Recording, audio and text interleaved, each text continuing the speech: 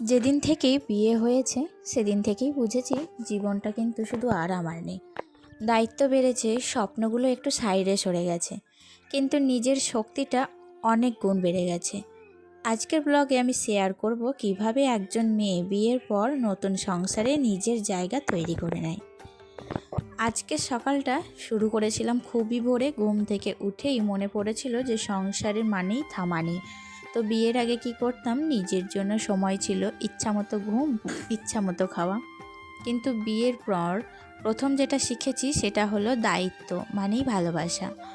তো আজকে কি বলো তো, আমি সব কিছু সংসারের সব সময় বিশ্বাস করি যে সংসার পরিপাটি থাকলেই মনটা কিন্তু ভালো থাকবে। তো সব কাজের মাঝেও মাঝে মাঝে ভাবি যে আমরা গৃহিণীরা কখনো ছুটি পাই না, কিন্তু তবুও হাসি মুখে সব সামলায়। বিয়ের পরে বুঝেছি শুধু নিজের জন্য বাঁচলে হয় না, শ্বশুরবাড়ির মান সম্মান, স্বামীর দায়িত্ব, সংসারের হিসাব, সব কিছু মিলিয়ে একটা বড় অধ্যায় শুরু হয়। অনেক সময় কষ্টও হয়, ক্লান্তি আসে, কিন্তু যখন দেখি সবাই ভালো আছে তখন মনে হয় এই তো আমার পাওয়া। সংসার করা সহজ নয়, কিন্তু ভালোবাসার ধৈর্য থাকলে সব কিছুই সম্ভব। আজকের ব্লগটা শুরু করতে অনেক দেরি হয়ে গেল। আসলে ভাবছিলাম করব কি করব না, তো কখনো কখনো মনটাই চায় না ক্যামেরার সামনে আসতে, কিন্তু তারপরেও নিজেকে সামলে আবার কিন্তু শুরু করলাম। সত্যি বলতে কি, সব দিন একরকম যায় না। কিছুদিন থাকে যখন মনটা খুব হালকা থাকে, আর কিছুদিন থাকে যখন কোনো কারণ ছাড়া একটু ভারী থাকে। আজকে সকালেও তাই হচ্ছিল। তারপর ভাবলাম এই তো আমার বাস্তব জীবন, সব দিন হাসি খুশি কি সবারই যায়? তো সব দিন এনার্জিও সবারই থাকে না। এই ভালো এই খারাপ মিলিয়েই তো সংসার জীবন আর আমার ব্লগ। তাই দেরি হলেও সবটা শুরু করলাম, কারণ আমি জানি মাঝপথে থেমে গেলে নিজের কাজেই হেরে যাব আমি। তো রান্না বান্না কমপ্লিট করে দেখো এখন বেশ কিছুটা বাসন ছিল, সেই বাসনগুলাই কিন্তু আমি ধুয়ে নিচ্ছি। আর কি বলো তো, বাসন ধুতে ধুতে আমি কিন্তু কথা বলছিলাম। কি কথা বলছিলাম জানো বন্ধুরা?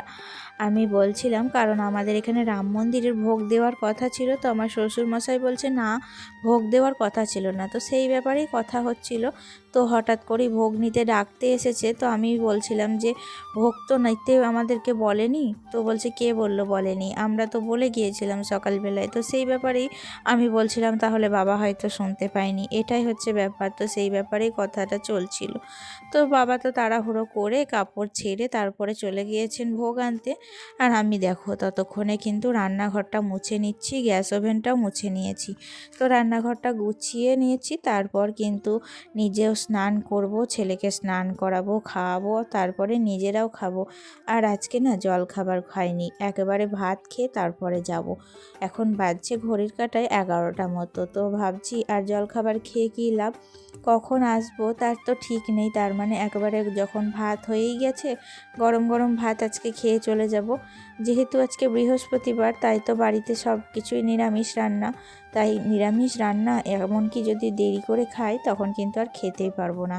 তাই ভাবছি একেবারে খাওয়া দাওয়া করে তারপর যাব। আর কি বলতো, এই দেখো আমি না একটু কাঁচা পোস্ত ভালো করে লঙ্কা দিয়ে নুন দিয়ে ঝাল ঝাল করে বেটে নিলাম। নিরামিষ ভাতে আজকে তো আর পোস্তর তরকারি করিনি, তাই ভাবলাম একটু যদি পোস্ত বাটা থাকে কিংবা কোনো ডাল, মুসুরির ডাল বাটা খেতে বেশ ভালো লাগে। যেহেতু নিরামিষ বলে আজকে মুসুরির ডালটা তো বাটতে পারলাম না, তাই ভাবছিলাম কি বাটা যায়। তো হঠাৎ করেই মাথায় এলো যে পোস্ত বাটি। আর তাছাড়াও করেছিলাম দেখো খেসারির ডালের বড়া করেছি, আলু সিদ্ধ, আর এখানে না আম ছিল, আমটা পেকে গিয়েছিল তাই পাকা আমের চাটনি, আর তার সাথে একটু ঝোল করেছিলাম। আর এই যে দেখো, এটা হচ্ছে আমাদের রাম মন্দিরের ভোগ চলে এসেছে বাবা নিয়ে। এখন সমস্ত তরকারিপাতি আমি ঢেকে রাখবো। আর তারপরে দেখো বিছানাটাকে, ঘরটাকে একটু ঝাড় মোছা করে নেব। কারণ কি বলতো, হাতে না এখনও বেশ খানিকটা টাইম হয়ে গেছে। তো সেই টাইমটা রয়ে গেছে বলেই কিন্তু আমি দেখলাম যে এই ঘরটাকে একটু পরিষ্কার করে যাই, তাহলে এসে কিন্তু আর কোনো ঝামেলা থাকবে না। এক জায়গা থেকে এসে তখন আর একটু এনার্জি থাকে না, খুব ভালো লাগে না জানো, বিরক্ত লাগে। তাই ভাবলাম যতটা পারি কাজ সামলে, কাজ গুছিয়ে তারপরেই কিন্তু বেরিয়ে যাব আর কি। তো যাই হোক, দেখো বিছানা তো সকালেই তুলেছিলাম, তারপরে তো আর বেডরুমে ঠিক মানে সকাল টাইমটা থাকেই না। একেবারে বেডরুমে আমি কতক্ষণ থাকি, ওই সন্ধে থেকে রাত অবধি, মানে সকাল অবধি বলতে পারো। তো সকালে একবার যখন বিছানাটা ছেড়ে দিই, তারপর কিন্তু আর বিছানাতে আমার বসার সুযোগ হয়ই না বলতে পারো। তো আমি কিন্তু ওই যতটুকু টাইম ঘর গোছাই ততটুকু টাইমই কিন্তু মানে বেডরুমে থাকি। আর এদিকে অনেক কিছু জামা কাপড়, এই জামা কাপড়গুলো প্রতিদিন আমি যতবার গোছাই ততবার আমার হাজব্যান্ড কিন্তু এগুলো এখানে ওখানে ফেলে রাখে। আর ওর একটাই অভ্যাস, খাটের ওপরে সমস্তটা ফেলে রাখবে। আর আমার একটুও সেটাও কিন্তু পছন্দ নয়। আমি তাই জন্য সমস্তটা কি সুন্দর করে ভাঁজ করে ওখানে মানে যে ঝুড়িটা আছে রেখেছি, ঝুড়িটা ওইগুলো রাখবো বলেই তো খাটের মধ্যে সব সময় ফেলে রাখে, আমার কিন্তু একদম পছন্দ না, জানো তো বন্ধুরা। তো সেই কারণে কিন্তু আমি সমস্তটা গুছিয়ে রাখি, আবার পরে কিন্তু সেই খাটের মধ্যেই ও ফেলে রাখবে। তো এত বলেও কিন্তু আমি এই অভ্যাসটা ওর ছাড়াতে পারিনি, তো জানি না কবে ছাড়বে। যাই হোক, দেখো প্রত্যেক দিনের মতো আজকেও কিন্তু আমি গুছিয়ে রাখলাম। তারপরে স্নান টান কমপ্লিট করে নিয়েছিলাম, ছেলেকে রেডি করিয়ে দিয়েছি, খাওয়া দাওয়াও কমপ্লিট। আর এখন কিন্তু এসেছি নিজে একটু রেডি হতে। তো যাই হোক, এই যে দেখো বন্ধুরা, এই যে আমি এখন কুর্তিটা পরেছি না, এই কুর্তিটা কিন্তু বাবার বাড়ি থেকেই নিয়েছিলাম। তো কুর্তিটা কেমন লাগছে আমাকে কমেন্টে জানিও। যদিও আমার না এখন পরে মনে হচ্ছে একটুও ভালো লাগে না। যখন কোনো জিনিসপাতি কিনি তখন কিন্তু আমার সাথে এটাই হয়, কিনি ভালো মনে হয় যে খুবই ভালো লাগবে, কিন্তু পরার পর মনে হয় যে না, কেমন একটা মেরমেরে লাগছে। তো সেই জিনিসটা তখন একবার পরার পর আর একবারও পরতে ইচ্ছা করে না, জানো তো, এটাই হয় আমার সাথে। তো যাই হোক, এদিকে দেখো মাথায় তো তেল দিয়েছিলাম তো কালকে, তারপরে স্নান হয়নি, একেবারে কালকে স্নান করব। তো পরশু দিন যাব বাবার বাড়ি, তো কালকে স্নান করে শ্যাম্পু করে নেব। আর ভাবছি যে চুলটাকে একটু কাটবো, কারণ আগার দিকটা এত পাতলা লিকলিকি হয়ে গিয়েছে, দেখতে কিন্তু বিশ্রী লাগছে। তো যতই বড় হোক না কেন, চুল যদি পাতলা ট্যাংটিংই থাকে না, একটুও ভালো লাগে না, জানো তো। চুলের গোছ ছিল অনেক, কম চুল আমার ঝরে গেল, প্রচুর চুল ঝরলো। তাই সেই জ্যৈষ্ঠী মাস থেকে আমার হেয়ার ফল হচ্ছে, তো এখনও পর্যন্ত হেয়ার ফল হয়েই যাচ্ছে। তো সেই কারণে অনেকটা চুল কিন্তু পাতলা হয়ে গিয়েছে। দেখি এইবার যদি আমি বাবার বাড়ি গিয়ে সময় পাই তাহলে কিন্তু আমি চুলটা কেটে নেব, বেশি কাটবো না, আমার মায়া লাগে, জানো তো, একটু একটু করে বড় করা জিনিস তো কাটতে মায়া লাগে, কিন্তু দেখতেও খুবই বাজে লাগছে। তো সেই কারণেই আমি দেখি যদি সম্ভব হয় একটু ছেটে নেব, মানে ভালো লাগার মতো আর কি। তো যাই হোক, তারপরে রেডি হয়ে মানে বেরিয়ে পড়েছিলাম, আর এখন কিন্তু চলে এসেছি ব্যাংকে। আসলে বিয়ের পর স্বনির্ভর গোষ্ঠীতে যোগ হয়েছিলাম, সেই কারণেই আজকে এখানে আসা।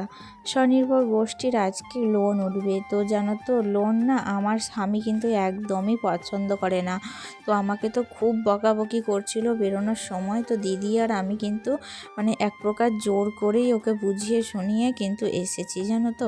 তো এসে দেখো অনেকক্ষণ থেকেই কিন্তু বসে রয়েছি। তো আমার বাবু তো বেশ বিরক্তই হচ্ছিল এক প্রকার, মানে অনেকক্ষণ এসছে তো খাওয়া দাওয়া করে। আর আজকে কিন্তু রোদের তেজও ছিল, তাই একটু গরম ভাব লাগছিল, তো মাথা ঘেমে যাচ্ছিল, তো বারবার বলছিল যে বাড়ি যাব। তো যাই হোক, ওকে মানে একটু মন ভোলানোর লেগে আমরা কিন্তু মানে ব্যাংক থেকে একটু বাইরে বেরোনোর প্ল্যান করছিলাম। দেখি নিচে আশপাশে যদি কোনো দোকান থাকে তো কিছু কেনাকাটা করে ওকে দেবো আর কি। তো এদিকেই আবার আর একটা সুখবর, আজকে না দিদি কিন্তু লক্ষ্মী ভাণ্ডারের 1,500 টাকা ঢুকে গিয়েছে, প্রথম ঢুকলো, তো বেশ একটা আনন্দের খবর। যাই হোক, এখন কিন্তু আমরা ব্যাংক থেকে একটু বাইরের দিকে যাব। নিচে এসে দেখলাম সমস্ত দোকানপাটি সব বন্ধ, কারণ কি বলতো, 1টা 1:30 বাজছে, দুপুরবেলা এখন কোনো দোকানই খোলা থাকবে না। তো আমরা তো হাঁটতে লাগলাম, তো বাবু বলছে এখানে নাকি কোনো একটা চেনা ওর দোকান আছে, সেই দোকানে কী সব কিনবে। তো যাই হোক, হাঁটতে হাঁটতে দেখো চলে এসেছি। আর আমি কি পেয়েছি, আমি কিন্তু আমার মনের ইচ্ছা হচ্ছিল কদিন থেকেই যে কুল খাওয়ার, তো সেই কুল পেয়ে গেছি। আর কুল খেতে খেতে খেতে কিন্তু রাস্তা দিয়ে হাঁটছি। তো আমাকে তো দিদি খুবই বকছিল যে কুল খেলি কেন, কারণ কুল ধুলো মাখা রাস্তায় পড়ে আছে। তো আমি বললাম কুল আবার মাটিতেই তো পড়ে থাকবে, তো অনেক দিন থেকে মনে ইচ্ছা চাইছিল, তো আজকে পেয়ে গেছি হাতের সামনে। অনেক কটা কুল কিন্তু কুড়িয়েও নিয়েছিলাম, তো খেয়ে কিন্তু মানে মনে একটা তৃপ্তি হলো। অনেক দিন থেকে যে কোনো জিনিস যদি চাওয়া যায় তারপর হাতের কাছে সেই জিনিসটা পাওয়া গেলে কতখানি ভালো লাগে, তাই না? তো কুলকটা খেয়ে আবার দেখো চলে এসেছি ব্যাংকে, আর এখন তো ব্যাংকের উপরে আছি। আর এখন কিন্তু ঘড়ির কাঁটায় ওই 3:30 4টে মতো বেজে গিয়েছে। ওই যে দেখতে পাচ্ছ নিচে সমস্ত দোকানগুলো খুলছে, জল ছিটোচ্ছে, ঝাড়ু দিচ্ছে, তো দোকানপাতি খুলছে। তো এখনও আমাদের কাজ কিন্তু কমপ্লিট হয়নি। বাবু তো খুবই রেগে গেছে, খুবই বিরক্ত হচ্ছে, মানে কখন বাড়ি যাবে, টিউশনি কামাই হয়ে গেল। আর এদিকে আবার মাঝখানে মেঘও উঠেছিল, তো টিপটিপ করে 1 ফোঁটা বৃষ্টিও পড়ছিল। তো আমি তো ভাবলাম যে বৃষ্টি পড়তে লাগবে, হয়তো দেখো আবার কি হয়।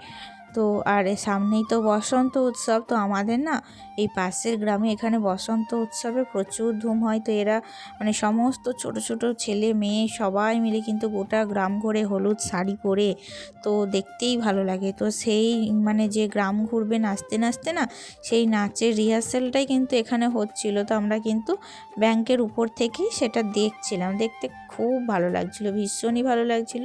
তো ততক্ষণে কাজও কমপ্লিট হয়ে গিয়েছিল, তো তারপরেই কিন্তু বাড়ির দিকে রওনা দিলাম।